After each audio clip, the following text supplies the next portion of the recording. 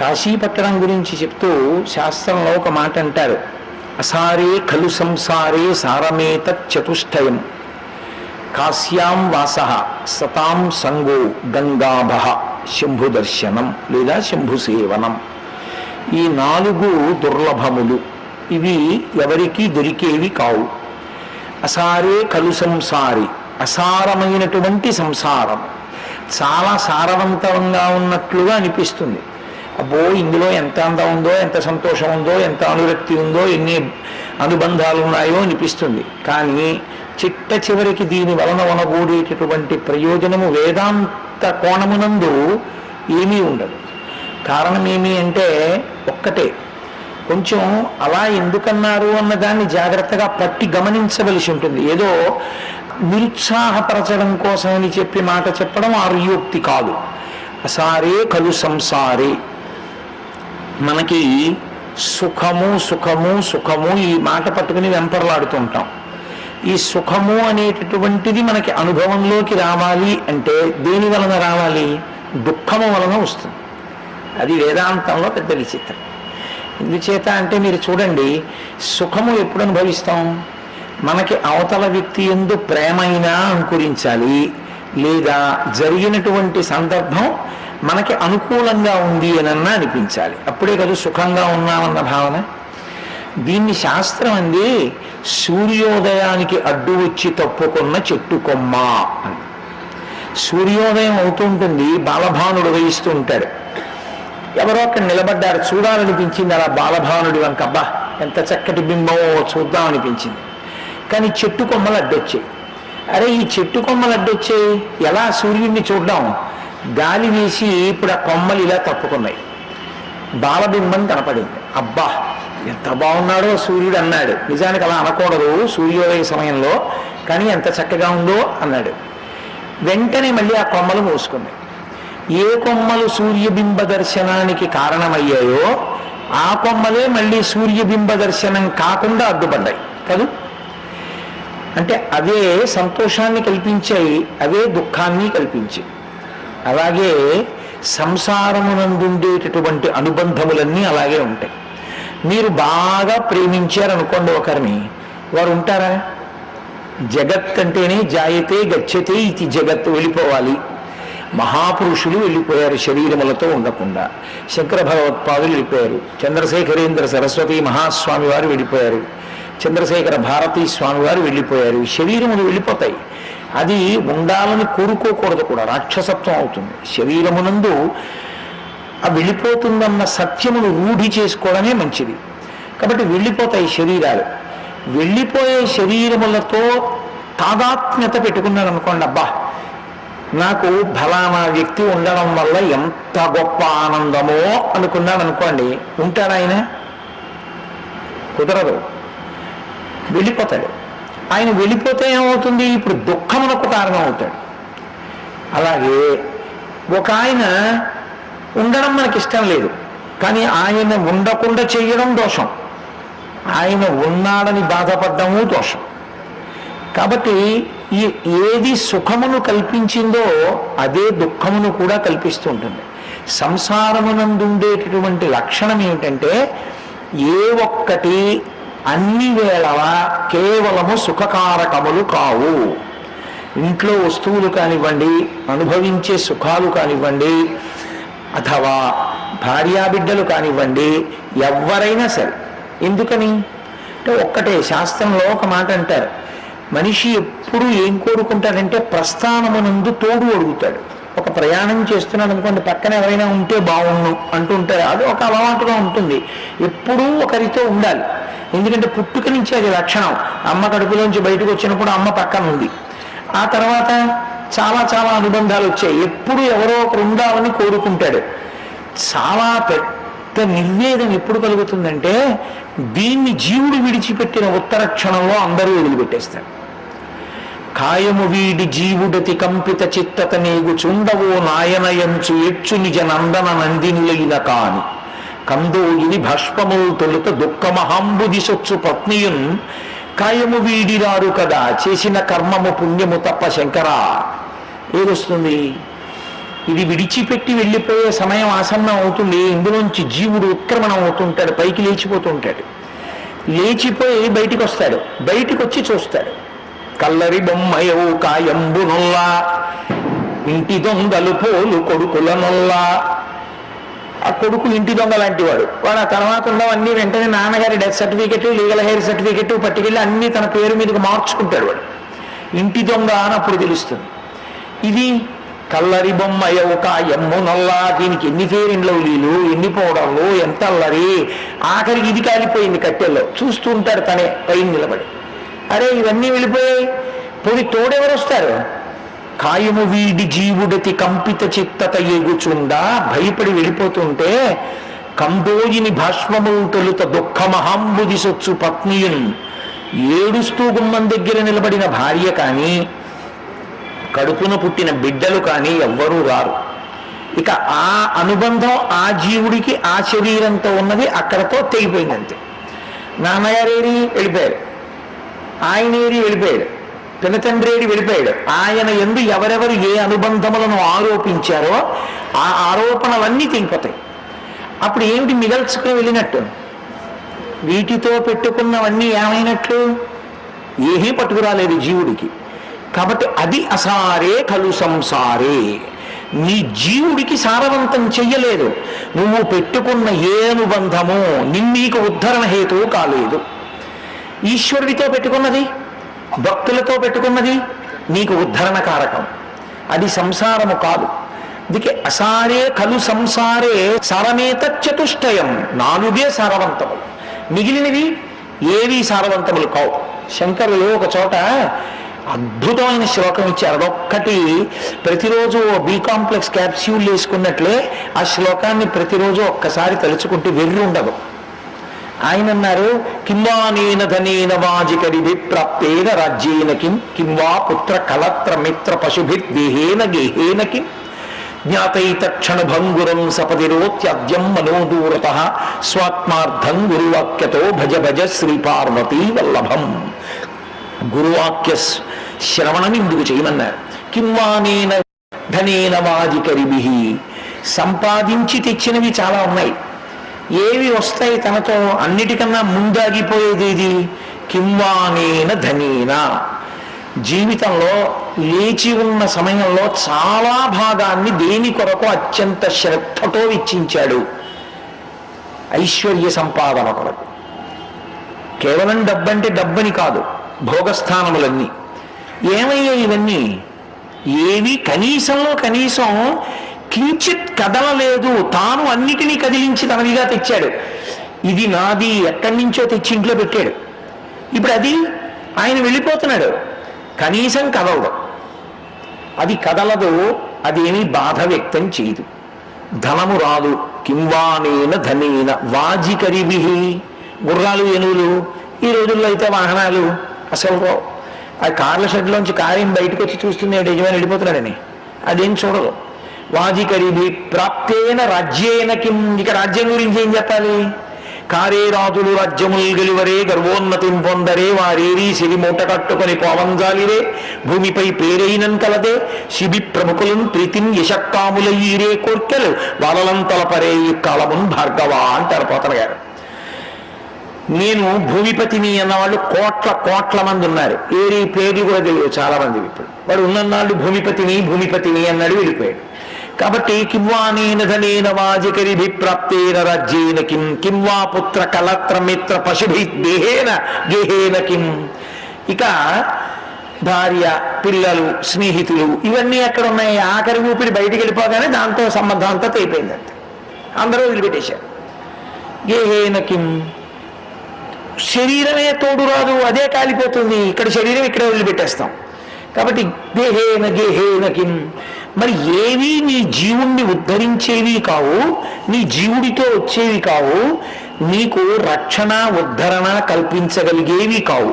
దాని మీద మాత్రం జాగృతి ఎందు ఉన్నంత తాదాత్మ్యత వేరొక దాని ఎందు ఉండదు. శంకర భగవత్పాదులు ఏదైనా చెప్పారు అంటే పరిశీలించుకో అని ఆయన ఉద్దేశ్యం. జగద్గురువులు కనుక వారు ఒక మాట మాట్లాడితే ఎలా మాట్లాడతారంటే నాలా ఊకదంపుడుగా మాట్లాడరు. ఆయన ఆయన ఒక్క పాదం చెప్తారు.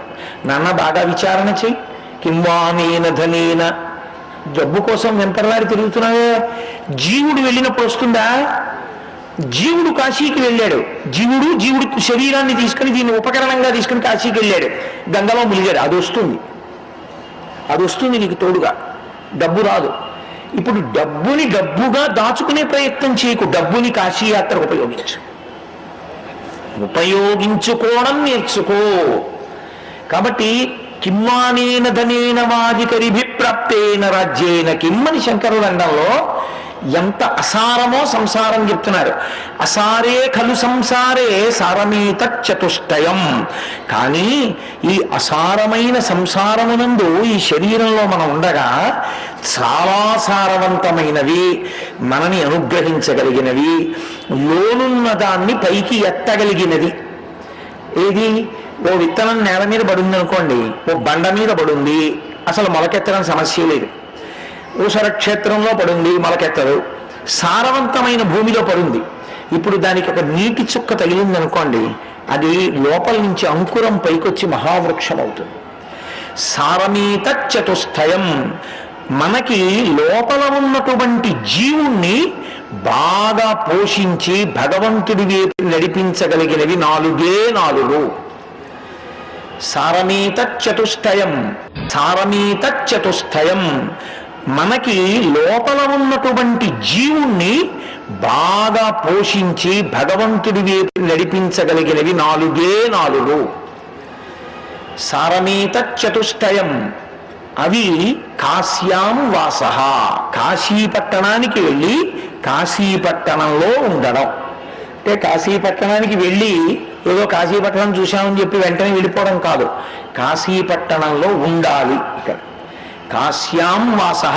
కాబట్టి మీరు గమనించవలసిన మొదటి లక్షణం ఏమిటంటే, మీరు వెళ్ళి ఏం చేశారన్న దాంతో సంబంధం లేకుండా మీరు వెళ్ళి ఉంటే చాలు అనుగ్రహించగలిగిన పట్టణం కాశీపట్టణం. కాశీపట్టణానికి వెళ్ళి ఏం చేశాడు? ఆయన అదృష్టం. వెళ్ళి ఏమైనా చేస్తే ఏమీ చేయలేదు, కాశీలో ఉన్నాడు, అనుగ్రహం వస్తుందా? పరిపూర్ణంగా వస్తుంది. కాశీలోనే కాపరం చేసిన వాడు అదృష్టవంతుడు. కనీసం కాశీ వెళ్ళి ఉన్నాను ఇన్ని రోజులు, ఏం చేశావు? ఏమీ చేయలేదు. వంట వాళ్ళని తీసుకెళ్ళి పలహారం చేయించుకునేవాడిని, మధ్యాహ్నం భోజనం చేసేవాడిని, సాయంకాలం ఎవరో ఒక ఆయన వచ్చేదో చెప్పాడు విన్నాను, రాత్రి పడుకున్నాను. ఇది ఇంకొక క్షేత్రానికి వెళ్ళి అన్నారనుకోండి, మీరు ఉపయోగించుకోలేదని గుర్తు. కాశీకి వెళ్ళి ఇలా అన్నారనుకోండి, అంటే అలా ఉండమని నా ఉద్దేశ్యం కాదు, కానీ కాశీకి వెళ్ళి అలా ఉన్నా చాలని చెప్తాను శాస్త్రం. కాశ్యాం వాసః. కాశీలో ఉంటే చాలు. కాశ్యాం వాసః సతాం సంగో. సత్పురుషులతోటి సహవాసం ఉంటే. ఎందుకని? సత్పురుషుడు ఎటువంటి వాడంటే ఏనుగు పక్క మావటి వంటి వాడు. ఏనుగు తొండానికి ఒక లక్షణం ఉంటుంది, అది ఎప్పుడు ఇలా ఎత్తుతూ ఉంటుంది, ఇలా నడిచి వెళ్ళిపోతూ ఉంటుంది. ఆ పక్కన ఉన్న కొమ్మని ఇలా ఉంచుతుంది, ఇలా వెళ్ళిపోతూ ఉంటుంది, ఏదో కనబడితే దాన్ని లాగుతూ ఉంటుంది.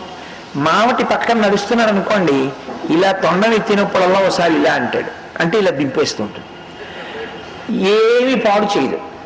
అలాగే మన మనస్సు కూడా ఏనుగు తొండంలో ఊగుతుంటుంది, ఎప్పుడు దేని వైపుకి వెళ్ళిపోదామా అని. పక్కన ఒక సత్పురుషుడు ఉన్నాడు అనుకోండి, ఆయన అలా అటు ఇటు వెళ్ళనివ్వడు, ఆయన భగవంతుడి వైపుకి తిప్పుతాడు మావటి వాళ్ళ. కాబట్టి సతాం సంగో, ఒక సత్పురుషుడితోటి సహవాసము. సతాం సంగో గంగాభః. గంగా నదీ స్నానము. గంగా నది యందు మునుక. స్నానము వేరు, స్నానములో అనేక రకాలు ఉంటాయి. నేను మీతో తరచు మనవి చేస్తుంటాను విషయాన్ని. నీళ్లు తీసి తలమించి పోసుకోవడం అనేటటువంటి ప్రక్రియ హీనాతిహీనమైనటువంటి ప్రక్రియ. స్నానము అంటే నిజానికి మజ్జనము అంటే తల మునిగేటట్టుగా నీటి యందు మునగాలి, మునిగితే స్నానం చేశాడని.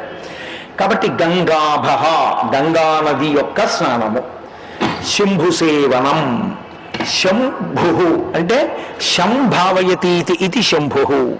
మనకి సుఖము అన్న భావనని ఇచ్చేవాడు, సుఖమును ఇచ్చేవాడు శంభుమూర్తి. అయితే అస్తమానం సుఖాలే ఇస్తూ వెళ్ళడం సాధ్యం అవుతుందా? మీరు ఒకటి ఆలోచించండి. అసలు దుఃఖస్పర్శ లేని సుఖము మనుష్య ప్రాణికి ఉండదు. ఎప్పుడూ సుఖమే అనుభవిస్తాను అన్నాడు అనుకోండి, ఒక్కనాటికి వాడు మనుష్యుడుగా ఉండడానికి వీలు లేదు అని గుర్తు. అందుకే మనుష్య శరీరంలోకి వస్తే శంకర భగవత్పాదులంతటి వారికి భంగధర వ్యాధి వచ్చింది, రామకృష్ణ పరమహంస అంతటి వారికి రాచపుండు పుట్టింది, రమణ మహర్షి అంతటి వారికి సర్కోమా పుట్టింది. జ్ఞాని దాన్ని సాక్షిగా చూస్తాడు, శరీరమే పుండు, పుండికి పుట్టిన పుండు అని. తప్ప ఎప్పుడూ సుఖంగా ఉండడం కుదరదు. ఎప్పుడూ సుఖంగా ఉండాలి అంటే కేవలము పుణ్యమే చేసి ఉండాలి. కేవలము పుణ్యమే చేస్తే అసలు మనుష్యుడిగా ఉండడు, దేవతగా ఉంటాడు. కాబట్టి మనుష్యుడిగా ఉన్నాడు అంటే సుఖ దుఃఖములు రెండూ అనుభవిస్తాడు అని గుర్తు, పాపపుణ్యములు రెండు. కానీ మరి ఎదగడం అంటే దుఃఖమునకు సుఖమునకు సాక్షిగా ఉండగలిగిన జ్ఞానిగా పెరగగలగాలి. ఆ జ్ఞానమును పొందాలి ఈశ్వరానుగ్రహంతో. దానికి తొలిమెట్టు వైరాగ్యం. ఏదో ఒక కుక్క కళేబరం మీద పెడుతుంది, దుర్గంధం చి అని ఇలా ముక్కు మూసుకుంటారు, గాలి కుంగిపోదు, వెళ్ళిపోతుంది. పొంగు కుంగు లేకుండా ఉండగలగడాన్ని వైరాగ్య సుఖము అంటారు. దాన్ని మించిన సుఖం ఇంకోట్లేదు. మిగిలిన సుఖాలు సముద్రపు టలలలా పెరిగి విరిగి పడిపోతాయి. వైరాగ్య సుఖము కేవల సుఖం. దాని ఎందుకంటే ఇంకా కష్ట సుఖములు రెండింటికి కూడా సాక్షిగా ఉంటాడు తప్ప, వస్తాయి పాపపుణ్యములు అనుభవం వెళ్ళిపోతున్నాయి, మంచిదే అలా సాక్షిగా ఉంటాడు. కాబట్టి ఆ వైరాగ్య సుఖమునిచ్చిన వాడెవరో వాడు శంభుమూర్తి. బాహ్యమునందు సుఖమిస్తాడు, అసలు గొప్పదైనటువంటి వైరాగ్య సుఖాన్ని ఇస్తాడు. దానివల్ల మోక్షమునకు కారణమవుతుంది, జ్ఞానావిర్భావమునకు హేతు అవుతుంది. కాబట్టి అది ఇవ్వగలిగిన వాడెవరో వాడు శంభు. శంభు సేవనం. శంభుమూర్తి అంటే వేరెవరో కాదు, విశ్వేశ్వరుడు విశ్వనాథుడే శంభుమూర్తి. కాబట్టి ఈ నాలుగు ఉన్నాయే, ఇవి అసారమైనటువంటి సంసారమునందు అత్యంత సారవంతములు. ఏ కాశ్యాం వాస, కాశీపట్టణంలో ఉండడం, సతాం సంగో, సత్పురుషులతో కలిసి ఉండడం ప్రయత్నపూర్వకంగా. ఎందుకంటే మీరు ఒకటి గుర్తుపెట్టుకోవాలి, అసలు సత్పురుషుడు అన్నవాడికి ఉండే మొదటి లక్షణం ఏమిటో తెలుసా అండి? సంగమునకు దూరంగా ఉంటాడు. ఎందుచేత అంటే ఆయనకి అదంత పెద్ద ఇష్టం కాదు. లోకంలో మీరు ఎప్పుడైనా గమనించారో లేదో, మనిషి మనసుకి ఆలంబనం కావాలి. అది ఎప్పుడూ కూడా ఏదో ఒక సుఖాన్ని అడుగుతుంది. దాని పని ఏమిటంటే మనసుది దుఃఖాన్ని అడగదు. నాకు ఇంజక్షన్ చేస్తే బాగుండు, నా కాళ్ళు ముళ్ళు గుచ్చుకుంటే బాగుండు, నా పంచె మేకి పట్టుకుని చిరిగిపోతే బాగుండు, అలా ఏం అడగదు. అది ఇంకో పంచె వస్తే బాగుండు, నా కాళ్ళు ఎప్పుడూ ముళ్ళు దిక్కుండా ఉంటే బాగుండు, నా ఒంటి మీద ఒక్క మచ్చ పడకుండా ఉంటే బాగుండు అంటుంది. అలా ఎప్పుడూ సుఖాలు కోరుకునేటటువంటి మనసుకి అత్యంత తేలికగా సుఖాన్ని కొనుక్కునే మార్గం ఏమిటో తెలుసా అండి? పావలాకాసు ఖర్చు లేకుండా భగవంతుడిచ్చిన విభూతిని వాడుకుని సుఖాన్ని అనుభవించడం అంటే పక్కవాడిని పిలిచి మాట్లాడడమే. పక్కవాడికి ఇదే కావాలి. అందుకే మనుష్య ప్రాణి ఎప్పుడూ ఇంకోటితో మాట్లాడుతూ ఉంటాడు. మీరు చూడండి, ఇప్పుడు కరెంటు పోయిందనుకోండి, దానికి అవసరం ఉన్న వాళ్ళు వెళితే అర్థం ఉంది, దానికి అవసరం లేని వాళ్ళు ఎందుకు లేచి వెళ్ళడం? ఏదో కుతూహలం, వెళ్ళిపోవాలి. కాబట్టి అది ఎప్పుడూ సుఖాన్ని కోరుతుంది. కాబట్టి ఏదో పొల్లు మాట్లాడుతుంది. ఇది సత్పురుషుడికి అసహ్యం. ఆయనకి ఏం కోరుకుంటుంటారంటే ఏకాంతం, భగవంతుడితో కలిసి ఉండాలి, భగవద్భక్తులతో కలిసి ఉండాలి, భగవత్ సంబంధం మాట్లాడాలి. తద్విరుద్ధంగా మాట్లాడుతున్నారనుకోండి విసుగ్గా ఉంటుంది ఆయనకి. అందుకని ఆయన సంఘానికి దూరంగా ఉంటాడు. నాకొద్దు వీళ్ళందరూ, నాకొద్దు వీళ్ళందరూ అని ఏకాంతంలో ఉంటాడు. అసలు ఇంకా మహాత్ములు సంగమనందుండి నిస్సంగులుగా ఉంటారు. చంద్రశేఖరేంద్ర సరస్వతి మహాస్వామి గారు ఎదురుగుండా ఉన్న వాళ్ళతో మాట్లాడుతూ ధ్యానంలో ఉండేవారు. ఎంత ఆశ్చర్యం! అలా ఉండగలరు మహాపురుషులు. కాబట్టి వారికి సుఖమునందు వెంపర్లాట ఉండనే ఉండదు. వారికి ఎప్పుడు ఏకాంతం ఏకాంతం ఏకాంతం. అంటే ఏది ఒక్కటే ఉందో ఆ ఒక్కటిగా తాను ఉంటాడు. ఆ ఒక్కటిగా ఉన్నది ఆత్మ, దానొక్కటిగా ఉంటాడు. అందుకే రామకృష్ణ పరమహంస లోకంలో ఎంగిలి కానిది ఒక్కటే ఉంది అనేవారు. ఏది అంటే ఆత్మ ఒక్కటే. ఎందుకంటే మిగిలినవి ఏవైనా వర్ణించాను అనుకోండి, నేను చంద్రబింబాన్ని వర్ణిస్తే నా నోట్లోంచి వర్ణింపబడింది కాబట్టి నాలిక ఎంగిలి చంద్రబింబానికి తగిలినట్టే చంద్రుడి గురించి వర్ణిస్తే చంద్రుడు ఎంగిలి అయ్యాడు, సూర్యుడి గురించి వర్ణిస్తే సూర్యుడు ఎంగిలి అయ్యాడు. ఆత్మని చెప్పడం కుదరదు. యతో వాచో నివర్తంతే అప్రాప్య మనసా సహా. ఇక మనసు వాక్కు ఎక్కడ చెప్పలేక అనుభవంలోకి మాత్రమే వస్తుందో అటువంటిది ఇవ్వగలిగిన వాడెవరో, అటువంటి సుఖం ఇవ్వగలిగిన వాడెవరో, అటువంటి భాగ్యాన్ని జీవితంలో భగవద్భక్తితో హాయిగా ఎప్పుడు ఏదో భగవంతుడి గురించి ఆలోచిస్తూ, చదువుకుంటూ, జపం చేసుకుంటూ, స్మరిస్తూ, ధ్యానం చేస్తూ పరవశించిపోదామని ఏకాంతం కోరుకోగలిగినటువంటి స్థితికి ఎదగగలిగితే వాడు ధన్యాత్ముడు. సుఖదుఖముల యందు సమస్థితిలో నిలబడగలిగితే వాడు ధన్యాత్ముడు. అది ఇవ్వగలిగిన వాడు శంభుమూర్తి, విశ్వనాథుడు. కాబట్టి సతాం సంగో గంగాభ శంభుసేవనం, గంగా స్నానము, శంభుసేవనము, ఇవి 4 అంత గొప్పవి. మంచిదేనండి. కాశ్యాం వాస అంటున్నారు కదా, కాశీ పట్టణంలో ఉండడమే అంత గొప్పది ఎందుకయింది? యతో వాచో నివర్తంతే అప్రాప్య మనసా సహా. ఇక మనసు వాక్కు ఎక్కడ చెప్పలేక అనుభవంలోకి మాత్రమే వస్తుందో అటువంటిది ఇవ్వగలిగిన వాడెవరో, అటువంటి సుఖం ఇవ్వగలిగిన వాడెవరో, అటువంటి భాగ్యాన్ని జీవితంలో భగవద్భక్తితో హాయిగా ఎప్పుడు ఏదో భగవంతుడి గురించి ఆలోచిస్తూ, చదువుకుంటూ, జపం చేసుకుంటూ, స్మరిస్తూ, ధ్యానం చేస్తూ పరవశించిపోదామని ఏకాంతం కోరుకోగలిగినటువంటి స్థితికి ఎదగగలిగితే వాడు ధన్యాత్ముడు. సుఖదుఖముల యందు సమస్థితిలో నిలబడగలిగితే వాడు ధన్యాత్ముడు. అది ఇవ్వగలిగిన వాడు శంభుమూర్తి, విశ్వనాథుడు. కాబట్టి సతాం సంగో గంగాభ శంభుసేవనం, గంగా స్నానము, శంభుసేవనము, ఇవి 4 అంత గొప్పవి. మంచిదేనండి. కాశ్యాం వాస అంటున్నారు కదా, కాశీ పట్టణంలో ఉండడమే అంత గొప్పది ఎందుకయింది? కాశీ పట్టణంలో ఉండడం అంటే ఏం చేయాలి మీరు? కాశీ పట్టణంలోకి ప్రవేశించాలి. దీనికి ఒక హద్దు ఉంది. 5 క్రోశములు అని, 5 క్రోశముల దూరం కాశీ. ఇందులోకి రావాలి, పట్టణం లోపలికి రావాలి. వస్తే ఇక్కడ సంకల్పం చెప్పేటప్పుడు అనేకమైన పేర్లు చెప్తారు. మహాశ్మశానే అంటుంటారు. కాబట్టి దీనికి మహాశ్మశానం అని ఒక పేరు వారణాసి పట్టణానికి. ఈ పట్టణం లోపలికి రావాలి. ఏమీ కష్టమా? కలకత్తా వెళ్ళటం లేదా, ఢిల్లీ వెళ్ళటం లేదా, ఇంకో పట్టణం వెళ్ళటం లేదా? కాశీలోకి రాలేవు. కారణం ఏమి అంటే నేను కాదు చెప్పవలసింది, పరమశివుడు చెప్పాడు. లోకానికి ఎప్పుడైనా జ్ఞానం ఇవ్వవలసి వస్తే పార్వతీదేవి పరమేశ్వరుణ్ణి ప్రశ్నిస్తుంది. పరమేశ్వరుడు ఆవిడికి చెప్తూ ఉంటాడు. ఆవిడ ద్వారా లోకానికి అందుతూ ఉంటుంది. ఆయనే పార్వతీదేవితో ఒకప్పుడు కాశీపట్టణం ఎందుకంత గొప్పదో, కాశీపట్టణంలోకి ఎందుకు అసలు లోకులు ప్రవేశించడం అంత సాధ్యం కాదో, కాశీపట్టణంలోకి ప్రవేశించి ఉండగలిగాడు అంటే అంత గొప్పది ఎందుకయిందో చెప్పాడు. చెప్తూ ఆయన అన్నాడు, అనిశంబు మన చేత అవిముక్తమయ్యుంట ముగ్ధాక్షి ఇది అవిముక్తమయ్యే, మనకు ఆనందంబునరించు కావున ఆనంద విపినాభిదానమయ్యే. ఓ పార్వతి, దీనికి ఎన్ని పేర్లు ఎందుకు వచ్చాయో నేను చెప్తున్నాను విను. సంవసింతు మహాశ్మశాన భూములనే కాన నేనుంటా మహాశ్మశానమయ్యే, నూరంత ప్రొద్దుండ ఉండు రుద్రుండ నేనగుట చేసి ఇది రుద్రగేహాఖ్యయ్యే, వరుణయు అసియు కలియును ఇట అక్షర సరవితో కూడి వారణాసి సంజ్ఞయ్యి, గాశ్రుదీప్తాయనంగా విఖ్యాతమైన ధాతువున కాశీయ్య భూతలంబునందు అని చెప్పాడు. ఓ పార్వతి, పట్టణానికి ఒక్కటే పేరు కాదు, అనేకమైన పేర్లు ఉన్నాయి. దీనికి ఈ పేర్లు ఎందుకు వచ్చాయో తెలుసా? అనిశంబు మన చేత అవిముక్తమయ్యుంట ముగ్ధాక్షి ఇది అవిముక్తమయ్యే. ఈ పట్టణాన్ని నేను ఎప్పుడూ విడిచిపెట్టను. ఇప్పుడు మీకు వెంటనే ఒక అనుమానం వస్తుంది, అసలు భగవంతుడు లేని ప్రదేశం ఒకటి ఉంటుందా అండి? ఉండదు కదా. మరి ఈ పట్టణం ఒక్కటి నేను ఎప్పుడూ విడిచిపెట్టను అని ఎందుకన్నాడు శివుడు?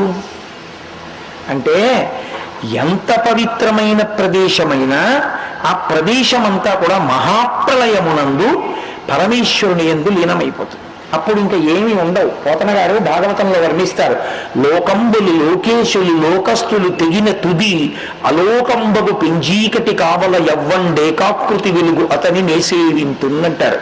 అప్పుడు లోకాలు ఉండవు, లోకస్తులు ఉండరు, అంటే ఇందులో ఉండేవారు ఉండరు, లోకేశులు వీటిని పరిపాలించే వాళ్ళు ఉండరు, తెగిన తుది ఇవన్నీ కూడా నీటిలో కలిసిపోయిన తరువాత సూర్యచంద్ర ప్రకాశం ఆగిపోతే కటిక చీకటి ఆవరిస్తుంది. అలోకంబకు పింజీకటి కావల యవ్వండే కాకృతి వెలుగు, వీటికి అవతల ఒక్క ఆయన ఉండిపోతాడు. నతత్ సూర్యోభాతి నచంద్రతారకం నేమా విద్యుతో భాతి కుతోయమగ్ని, అక్కడిక సూర్యచంద్రుడు ఎవరుండరు, ఆయన ఒక్కడే ప్రకాశిస్తూ ఉంటాడు. అలా ప్రకాశించేటటువంటి పరమాత్మ ఒక్కడు ఉండిపోయి ఈ సమస్తమైనటువంటి బ్రహ్మాండములు లయమైపోతాయి, మహాప్రలయంలో అయిపోయి పరమేశ్వరుడిలో చేరిపోతాయి. అది మైనపు ముద్ద నల్లపూసల మధ్యలో పడి దొల్లితే, లేదా ఇలా ఇలా ఇలా అంటే నల్లపూసలన్నీ ఎలా అంటుకుంటాయో అలా బ్రహ్మాండములన్నీ పరమేశ్వరుడికి అంటుకుపోతాయి, ఆయనలోకి వెళ్ళిపోతాయి. ఆ వెళ్ళిపోయేటటువంటి ప్రక్రియని మహాప్రలయము అంటారు. ఆ మహాప్రలయమునందు ఆయన చేసే తాండవానికి ఆవిడొక్కతే సాక్షి, ఇంకెవ్వరు ఉండరు. అందుకే మహాప్రలయ తాండవ సాక్షిని అని పేరు ఆవిడికి. వాళ్ళిద్దరే ఉంటారు. తర్వాత ఆవిడ కూడా ఆయన సంకల్పము అణిగిపోయిన రూపంలో ఆయనలోకి వెళ్ళిపోతుంది. అందుకే పురమధి తురహో పురుషిక అంటారు శంకరాచార్యుల వారి సౌందర్యలహరిలో. నేనన్న భావన కూడా ఉండదు శివుడికి. తనలో తాను ధ్యానంలో మునిగిపోయి తానొక్కడుగా ఉండిపోతాడు. అప్పుడిక రెండవ పదార్థం అన్న కదలిక ఏదీ ఉండదు. కానీ అప్పుడు కూడా ఈ కాశీ పట్టణాన్ని మాత్రం మహాప్రలయంలో ఈశ్వరుడితో కలవదు. కలవకుండా దీన్ని ఒక్కదాన్ని ఆయన త్రిశూలం మీద పైకెత్తుతాడు. పైకెత్తి త్రిశూలం మీద నించోబెడతాడు. అంటే ఈ పట్టణం మహాప్రలయమునందు ఈశ్వరుడితో కలిసి పునఃసృష్టిని పొందదు. పునఃసృష్టిని పొందకుండా ఎప్పటికీ అలాగే ఉండిపోతుంది. ఆయనకి ఈ పట్టణం మీద అంత ప్రేమ, అంత ఇష్టం. అసలు నిజంగా ఒక మాట చెప్పాలంటే పార్వతీదేవి ఒక భార్య అయితే కాశీ ఒక భార్య పరమశివుడికి.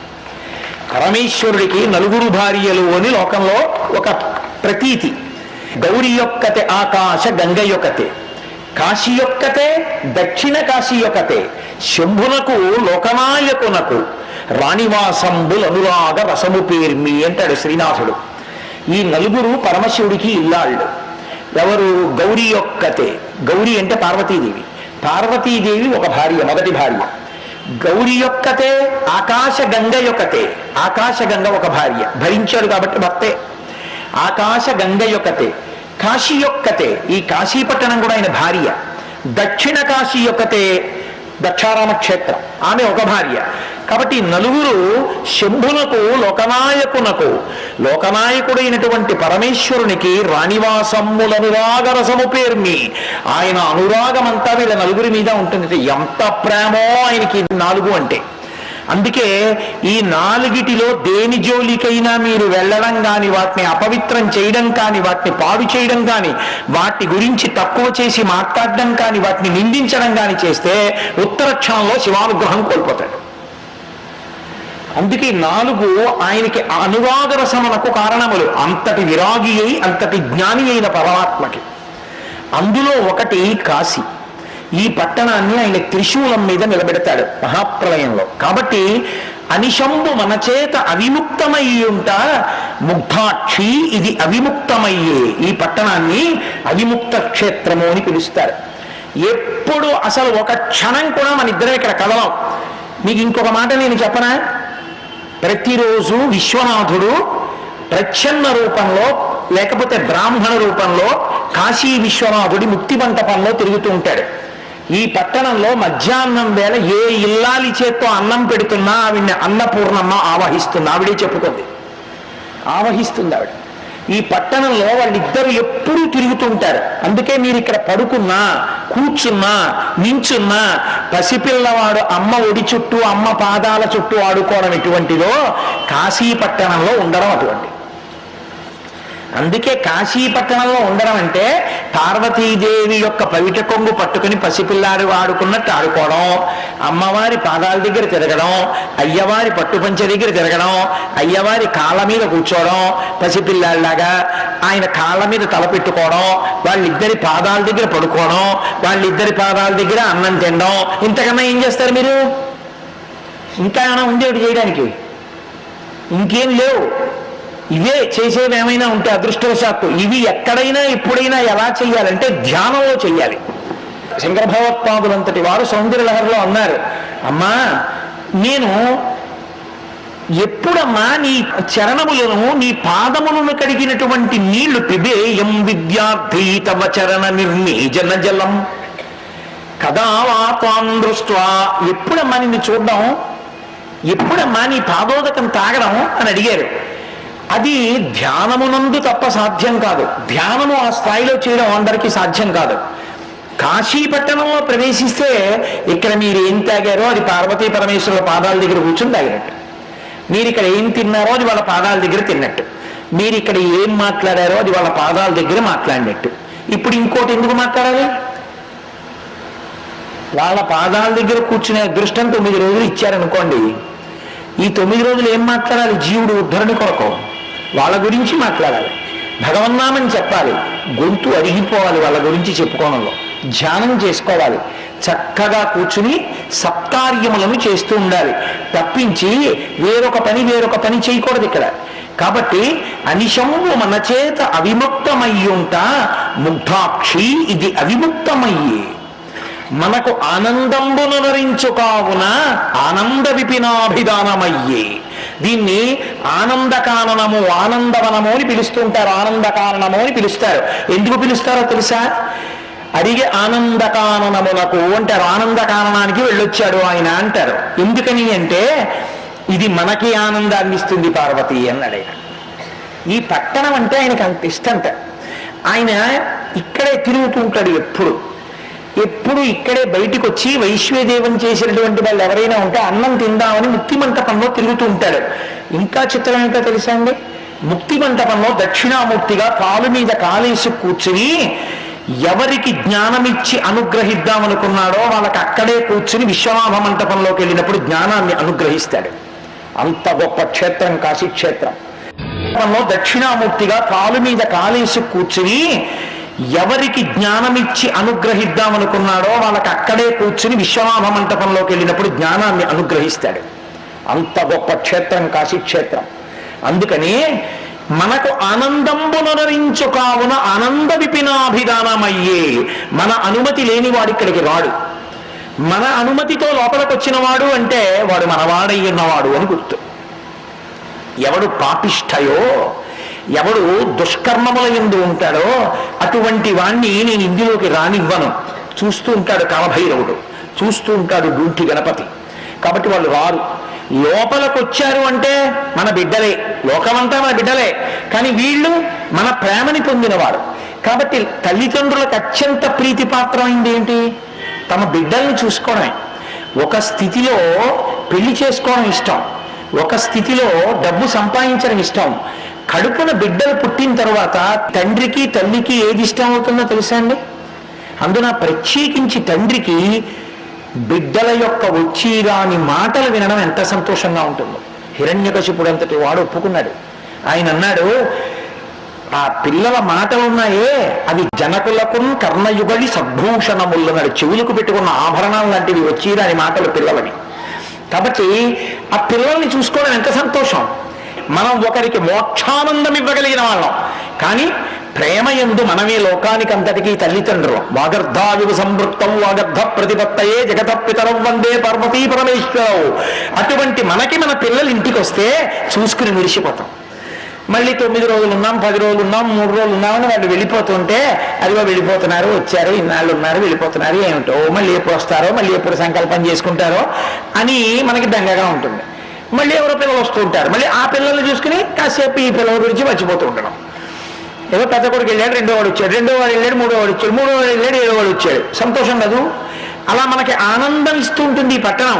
మనకి ఆనందంబు నొరవించు కావున ఆనంద విపినాభిధానమయ్యే. సంవసింతూ మహాశ్మశాన భూములనే కాన నేనుంట మహాశ్మశానమయ్యే. దీన్ని ఇక్కడికి వచ్చినటువంటి వాళ్ళు మహాశ్మశానే అని సంకల్పం చెప్తారు. ప్రాయశ్చిత్తం చేసుకునే వాళ్ళు వింటారు సంకల్పంలో మహాశ్మశానే అంటారు. ఎందుకు మహాశ్మశానం అని పేరు వచ్చింది అంటే పరమశివుడు సాకారంగా ఆయన తనంత తానుగా వచ్చి కూర్చున్నాడు అనుకోండి, శ్మశానం అని గుర్తు. అసలు ఇంకొక రహస్యం ఏమిటో తెలుసా అండి? అసలు ఈ లోకమే పెద్ద మహాశ్మశానం. ఎందుకో తెలుసా? నేను ఇప్పుడు మాట్లాడితే ధ్వనితరంగాలకి చచ్చిపోయాయి ప్రాణులు, నేను కాళ్ళు ఇలా కదుపుతుంటే చచ్చిపోయాయి, నేను మళ్ళీ ఇలా చేతులు పెడితే కొన్ని పురుగులు చచ్చిపోతాయి, నా నోట్లోకి వెళ్ళి కొన్ని చచ్చిపోతాయి, మీ అందరూ కూర్చున్నప్పుడు మీ కింద కూర్చుని ఎన్నో చచ్చిపోయాయి. చచ్చిపోయిన ప్రాణులన్నీ బ్రహ్మాండంలో కలిసిపోయే ప్రదేశం శ్మశానం అయితే అన్ని చోట్ల ఇన్ని ప్రాణులు చచ్చిపోయి బ్రహ్మాండంలో కలిసిపోతున్నది శ్మశానం కాకుండా ఎందుకుంది? పైగా శరీరం అంటే చిట్ట చివర శ్మశానంలో కలిసింది, కానీ చచ్చిపోయే వాళ్ళందరూ శ్మశానంలో చచ్చిపోవట్లేదుగా.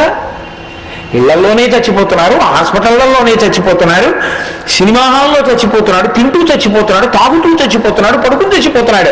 అప్పుడు శ్మశానం కాందేది? లోకమే పెద్ద శ్మశానం.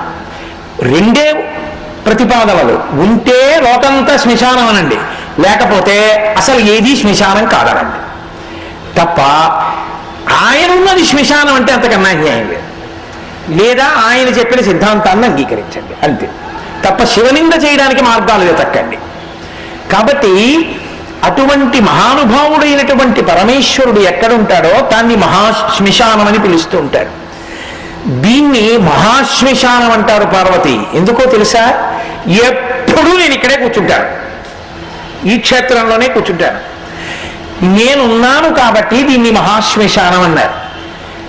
ఎక్కడైనా చచ్చిపోయారనుకోండి, వాడి శరీరాన్ని కాల్చడానికి దక్షిణాన శ్మశానానికి తీసుకెళ్తారు. ఈ పంచక్రోశములలో చచ్చిపోయాడు అనుకోండి, వాడు పరమేశ్వరుణ్ణి చేరిపోతాడు. ఎందుకంటే ఆయన పాదాల దగ్గరే చచ్చిపోవాలి. మరి ఈ ఊళ్ళోకి వచ్చి తింటే ఆయన పాదాల దగ్గర, తాగితే ఆయన పాదాల దగ్గర, ఏదో ఆడుకుంటే ఆయన పాదాల దగ్గర, పడుకుంటే ఆయన పాదాల దగ్గర అయితే చచ్చిపోతే ఎక్కడ వాళ్ళు? ఆయన పాదాల దగ్గరే అవ్వాలి. ఆయన పాదాల దగ్గర చచ్చిపోయిన వాడు ఆయనలో పెడిపోతే ఎక్కడికి వెళ్తారు? అందుకే శాస్త్రంలో ఒక గొప్ప మాట ఉంది, మృత్యు భీతి విడిచిపెట్టి వెళ్ళవలసిన ఊరు ఏదైనా ఉంటే కాశీ ఒక్కటే. నే చచ్చిపోతానన్న బెంగ పెట్టుకోక. ఎందుకో తెలుసా? ఇక చచ్చిపోవడానికి అవకాశం లేకుండా పోయింది. ఇదే ఆఖరి చావు. కాశీలో చచ్చిపోయిన వాడు ఈశ్వరుల్లోకి వెళ్ళిపోయాడు కాబట్టి పుట్టాడు కాబట్టి చావడం. ఇంకో చోట చచ్చిపోతే మళ్ళీ పుట్టాలి కాబట్టి వీడు. ఇక ఈ ఎలాగో తప్పని చావు ఇక్కడ చచ్చిపోతే ఇక చావలసిన అవసరమే లేకుండా దరిద్రం వదిలిపోయింది కాబట్టి సంతోషించాడు. కాబట్టి మృత్యుభయం విడిచిపెట్టి వెళ్ళవలసిన ఊరు ఏదైనా ఉంటే కాశీ ఒక్కటే అని చెప్పారు. కాబట్టి పార్వతి అనిశంబు మన చేత అవిముక్తమయ్యుంట ముగ్ధాక్షి ఇది అవిముక్తమయ్యే, మనకు ఆనందంబునరించు కావున అనంద విపినాభిధానమయ్యే, సంవసింతు మహాశ్మశాన భూములనే కాన ఇది నేనుంటా మహాశ్మశానమయ్యే, నూరంత పృద్ధుంత ఉండు రుద్రుండనే నగుట చేసి ఇది రుద్రగేహాఖ్యయ్యి. రుద్ర అన్న శబ్దానికి అనేకమైన అర్థాలున్నాయి. ప్రధానంగా ఏడుపుని తీసేసేవాడు రుద్రుడు. ఏడుపు ఎప్పుడు ఉంటుంది? దీంతో ఉంటే ఏడుపు. దీనికో చేమ పుట్టిందో, తేలు పుట్టిందో, పాము పుట్టిందో, లేకపోతే దీనికో కొడుకోట్లేదనో, కూతురుట్లేదనో, పుట్టిన కూతురికి పెళ్ళవలేదనో, పెళ్ళైతే అది ఎక్కడికో ఏదో ఈ దేశాలు వెళ్ళిపోయిందని మన దగ్గర లేదనో, ఈ ఏడుపులన్నీ ఇది ఉంటాయి. అసలు దీంతో లేకుండా ఆత్మగా ఉంటే ఏవీ లేవు కదూ. కాబట్టి ఏడుపు లేని ప్రదేశం ఏదైనా ఉంటే ఇదొక్కటే. ఇప్పుడు చచ్చిపోయిన వాడి గురించి ఏడుపు ఎందుకు ఏడవాలండి అంటే, ఎందుకు ఏడవాలో తెలుసా? నిజానికి వాడు చనిపోతున్నప్పుడు వాడి బ్రహ్మస్థానం బద్దలవలేదని ఏడవాలి. అరే వీడి ఇంత గొప్ప శరీరంలోకి వచ్చాడురా, వీడి ప్రాణోత్క్రమణం అయినప్పుడు తల చెట్ల లేదు కాబట్టి వీడు మళ్ళీ వస్తాడేదో శరీరంలోకి, ఇందుకు ఏడవాలి. ఇక్కడ పోతే వాడికి కపాల మోక్షం అవ్వలేదని అక్కర్లేదు, ఇక్కడ పోయినవాడు ఈశ్వరుల్లో కలిసిపోయాడు. కాబట్టి నేను ఏడుపుని తీసేస్తుంటా, ఇక్కడ ఏడవడానికి కారణం లేదు, పోయాడని ఏడవడానికి ఏం లేదు. నువ్వు జాగ్రత్త పడు, వాడు వెళ్ళిపోయిన మార్గం నీకు ఎరకద్దు. అందుకని వాడు కాశీలో పోయాడు, నువ్వు ఎక్కడ పోతావు? వాడు కాశీలో పోయాడంటే ఇక మళ్ళీ రాడు, వాడు అదృష్టవంతుడు. ఇప్పుడు నువ్వు ఏడవడం కాదు, తస్మాత్ జాగ్రత్త, నేను అలా ఉంటానా కాశీపట్టణంలో సమయంలో అని నీ గురించి ఏడవాలేమో కానీ వాడి గురించి ఏడవడానికి లేదు. నీ గురించి నువ్వు ఏడవడం అంటే నీ గురించి నీకు పరాకొచ్చింది కాబట్టి మంచి లక్షణంలో ఉన్నావు, అది ఏడుపు కాదు. ఉత్తమమైన శోకమే కాదు. కాబట్టి ఇప్పుడు రుద్రగేహాఖ్యయ్యే, వరుణయు అసియు కూడిట. ఇక్కడ వరుణ అసి అన్న రెండు నదులు గంగానది ప్రవాహం అర్ధచంద్రాకారంలో ఉంటే ఒకటి ఒక చివర ఒకటి దాంతో సంగమిస్తాయి. సంగమించినప్పుడు అది చూడ్డానికి ఎంత అందంగా ఉంటుందో, ఇలా గంగా అర్ధచంద్రాకారంగా ఉంటుంది. ఒక చివర అసి, ఒక చివర వరుణ, రెండు గంగా నదిలో కలుస్తాయి. కలిసినప్పుడు అది ఎంత అందమైనదో. అందుకని అక్షరసరవి చేత వారణాసి అయ్యే. అక్షరములను కలిపేశాం. వారణాసి కలిసిపోయాయి కాబట్టి ఇక్కడ గంగలో వాటిని కూడా కలిపేశాం, అక్షరాల్లో కలిపేశాం. మనం అవి గంగలో కలిసాయి, మనం అక్షరాల్లో కలిపాం. కలిపితే వరుణ అసి విడిగా ఉండకుండా దీర్ఘం వచ్చి వారణాసి అయిపోయింది. అక్షరసరవి చేత కలిసిపోయాయి కాబట్టి వారణాసి అయింది. అందుకని వారణాసి. ఇంకొక కారణం ఏమిటో తెలుసా? ఇక్కడ ఈ కాశీ పట్టణంలో గాశ్రుదీప్తాయనంగ విఖ్యాతమైన ధాతువున కాశీయ్య భూతలంబునందు. గాశ్రుదీప్త అన్న మాటకు అర్థం ఏంటంటే ఎప్పుడూ ప్రకాశించున్నది. ఎప్పుడూ ప్రకాశించేదేదో తెలుసా అండి? ఆత్మ ఒక్కటే. దాని వెలుతురు పడి కళ్ళు చూస్తాయి, దాని వెలుతురు పడి చెవి వింటుంది, దాని వెలుతురు పడి ముక్కు వాసన చూస్తుంది. శంకర భగవత్పాదులు దక్షిణామూర్తి స్తోత్రంలో చెప్తారు, ఒక దీపం పెట్టి కుండకి కన్నాలు పెట్టి 5 కన్నాలు బోర్లించారనుకోండి, 5 కన్నాల్లోంచి వెలుతురు వస్తుంది. ఇప్పుడు కుండదా వెలుతురు దీపాందే? దీపపు వెలుతురు కుండ కన్నాల్లోంచి వచ్చినట్టు లోపల ఆత్మ కాంతి కంటి మీద పడి కన్ను చూస్తుంది, ఆత్మ కాంతి చెవి మీద పడి చెవి వింటుంది. అది ఆత్మది. కానీ ఆత్మ తెలియబడదు సాధన చేత తప్ప, జ్ఞానము చేత తప్ప. ఏది తెలుస్తుంది? నేను కంటితో చూస్తున్నానని చూస్తాడు, పైవి తెలుస్తాయి, లోపలికి కన్ను చూడలేదు. అందుకే లోపల తనని ప్రకాశింపచేస్తున్న ఆత్మదీపం తనకి తెలియదు. అది జ్ఞానమునకు మాత్రమే తెలుస్తుంది, సాధన చేసిన యోగికి తెలుస్తుంది. సుందరకాండలో హనుమ వంటి మహాపురుషులకు, భగవాన్ రమణుల వంటి వారికి, చంద్రశేఖరేంద్ర సరస్వతి మహాపురుషుల వంటి వారికి, చంద్రశేఖర భారతి వంటి వారికి అవగతమవుతుంది. కాబట్టి గాశ్రుదీప్తాయనంగ విఖ్యాతమైన లోపల ఉన్న దీపమేదో అది నువ్వు అసలు. శంకరులు దక్షిణామూర్తి స్తోత్రం చేస్తూ అంటారు, నానాఛిద్రకటోదర స్థిత మహాదీప ప్రభాభాస్వరం జ్ఞానం యస్యతు చక్షురాది కరణద్వారా బహిస్పందతే జానామీతి తమేవ భాంతమనుభాత్య తత్సమస్తం జగత్ తస్మై శ్రీగురుమూర్తయే నమజిదం శ్రీ దక్షిణామూర్తయే.